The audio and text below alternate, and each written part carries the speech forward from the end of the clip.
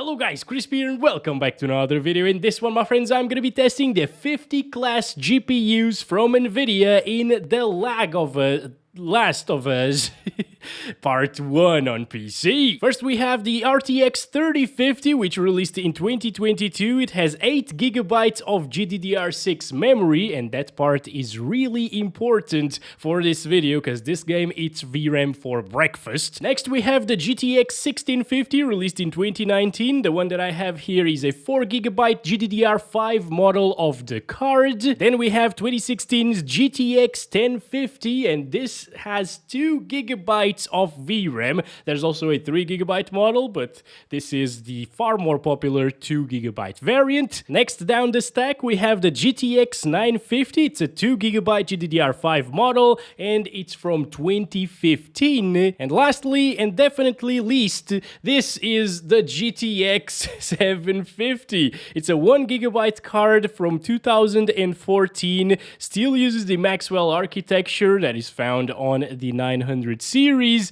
but you know, I'm not really expecting great things from it. Let's play The Last of Us now, shall we? Okay, first up we got the RTX 3050 with its 8 gigs of GDDR6. We're playing it at 1080p using the medium settings with high textures first, native resolution, and then I will also test it with the DLSS.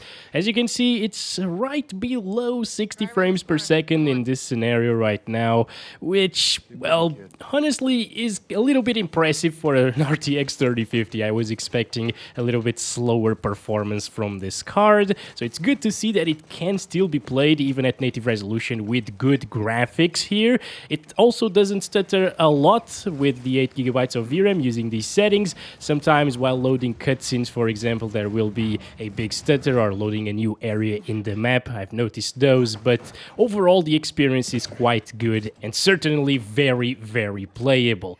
Now we're arriving at the Capitol area. I chose this area to test all of the GPUs here today because it's the most intensive part of the game that I've come across so far. As you probably know, I have been playing through the game with each GPU that I test, but since this is a little bit more of a comparison video, by the way, comparison results at 1080p low are going to be available at the end of the video with a little graph. Kind of, not really a graph, but anyway.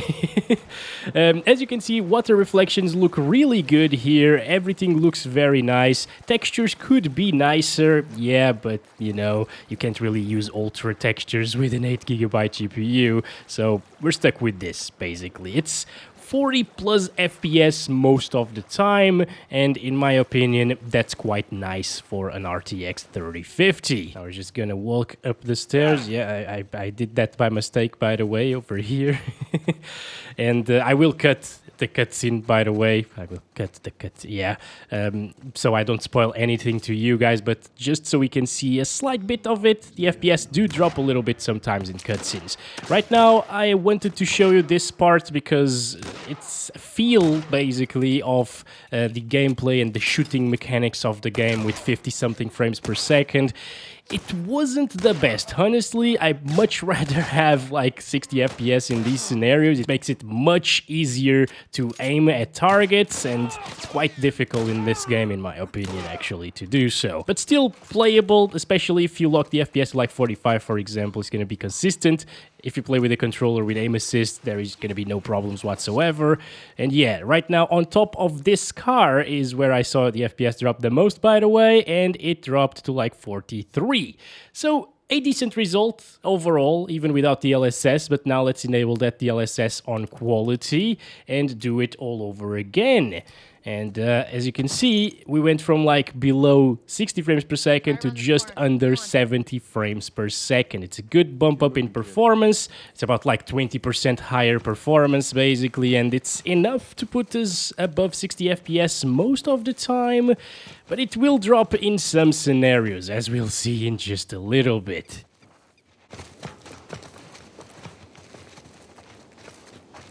Also, power consumption on these GPUs is a little bit lower than their rated TDPs. I've seen that in The Last of Us with pretty much all of the GPUs that I tested. And yeah, over here, it still does drop into the 50s at times. Yeah, it could be better for sure. I was hoping for 60 plus all of the time here with the LSS, but you know, it's a 3050, it's still medium settings overall with the high textures, and you can certainly adjust a couple of settings like shadows, for example, to achieve 60 plus 100% of the time. Now I'm just gonna let it run for a little bit and shut up so you can enjoy the ambience and the environments, yeah, the sound of the game.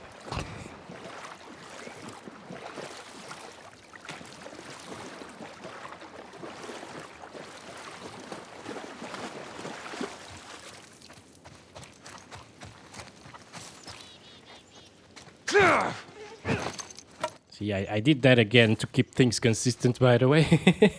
Now going into the cutscene, I'm curious how much it will drop in the first few seconds of it.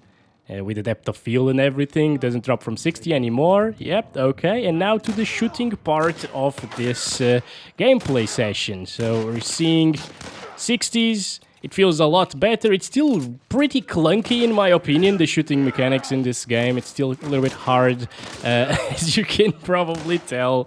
I'm just getting wrecked here. But yeah, it is certainly super nice and smooth here, not dropping from 60. It will drop outside, by the way, near the car, but overall, I think I would actually enable the LSS in this one. It also looks really good. You can tell a little bit more shimmering than native resolution, by the way, but it doesn't really bother me too much. And again, I would definitely enable it, basically. Alright, with the GTX 1650 I kept things a little bit simpler because we only have 4 GB of VRAM, and without FSR on quality it would actually drop from 30 frames per second. So here we go, it's 1080p with FSR on quality, which makes the render resolution be at 720p, and the low settings preset, which is the lowest settings inside of this game. And here we go, just below 50 frames per second at the start. You can tell that it looks way worse than it did with the 3050, right? Those 8 GB of VRAM on the other card make a huge difference, especially in terms of the textures. These look like molten metal or molten plastic or vomit even sometimes. But hey, overall, the game is actually playable on the GTX 1650. I already have a full video on this card, by the way, if you're interested in checking out more resolutions and more settings. I have that in the channel. It was even playable with high textures at 1080p low, but I actually started it today with 1080p low and high textures, and it crashed instantly on me. So I thought of like dropping it down to low textures as well, since this is how most people would probably play with a 1650. You know, it's a 4 gig card, it can't really do much better than this. And as you can see, it's only dropping into the lower 40s right now. There are 0 reflections on the water as well. It looks totally different in this scenario, guys. It is just insane. Keep moving, kid. Looking at the capital right there, getting a little bit lower than 50 frames. Going up the stairs here, you can see that it started stuttering a little bit because of the VRAM probably. VRAM usage is going down sometimes, by the way, but that doesn't mean that we aren't VRAM bound, okay? I've seen several instances of 1650 only utilizing like 3.5 gigabytes of VRAM and still being VRAM bound. Anyways, shooting scenario right now, 40s, it makes things way more difficult. Yeah, I did not really enjoy this part too much with the 1650, but it's not the worst thing ever. There are much worse experiences coming soon in this video, unfortunately. It's still definitely playable though, and I'm not sure if I would buy this game though with the GTX 1650, as I said in the full video of it. Like, the graphics are a little bit too low to my taste, especially for 60 bucks. You know, this game is very expensive. Anyway, as you can see, it is dropping into the lower 30s at times, down to like 33, and that's why I don't really recommend you to not use FSR. FSR also looks really good. Now for the GTX 1050, we're playing at 720p. It's heavily running out of VRAM, of course. And FSR2 is enabled unbalanced. Now in this first scene, as you can see, it's getting like 30-ish frames per second. It will drop into 29. Yeah, there we go. That was a little bit of a stutter, so it doesn't really count. But it is not really gonna stay at 30 plus FPS all of the time. I actually tried it first with FSR Ultra Performance, which means 240p render resolution, and it still didn't get 30 plus all of the time. So I thought, well, might as well make the game look reasonable, you know, not completely awful, like a pixelated mess. So here we are. We ended up with 720p low with FSR2 unbalanced. Over here, it drops into the mid-20s, so it's quite terrible. Surprisingly, it doesn't really stutter all that much, honestly. I was expecting a ton of stuttering because, again, the game actually utilized around 4.7 or 5 gigabytes of VRAM using these settings, and we only got 2. So yeah, it is surprisingly smooth. It's just that the FPS are way too low for it to be enjoyable, and the graphics themselves as well. Like, this looks even more terrible in the 1650, obviously. Definitely not recommended, guys. You could see like the variation there in the frame time graph. There are little waves of frame time graph. I don't like to see that. That means that you can feel the slowdowns by a lot. Over here in the cutscene, it drops to 30 frames per second minimum. And now to the shooting scenario. I can't hit the thing, as you can see. It makes it super, super difficult right here to actually hit the target. So, yeah, I wouldn't do this. It also drops near 30 frames per second a lot, as you can see right there, 30 FPS. Now it's starting to drop into the 20s. Yeah, no, definitely not. If you have a GTX 1050, especially the 2GB model, I'm not sure about the 3 gig stuff, but this one is not good whatsoever. It's dropping now into the low 20s.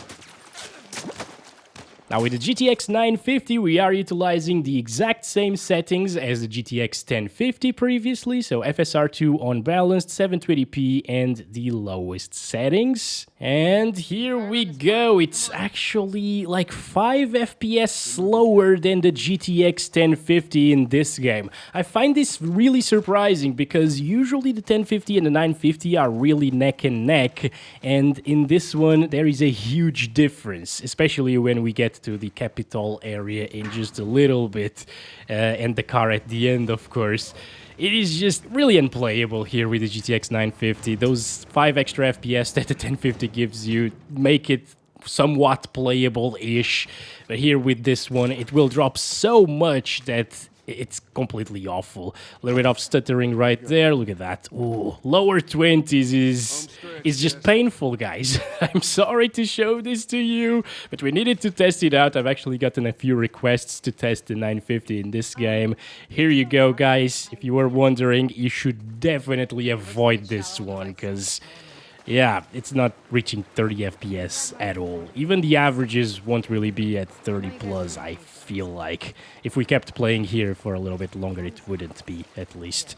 Also, I'm restarting the counting system whenever we reach the cutscene there, and we go inside, and then I start the counting system again near the shooting part of the benchmark run. So there's that. It doesn't really stack up the averages and 1% lows. But yeah, just don't do this. Look at this. Even looking back, it drops a lot from 30 FPS. And here in the cutscene, it's actually really interesting.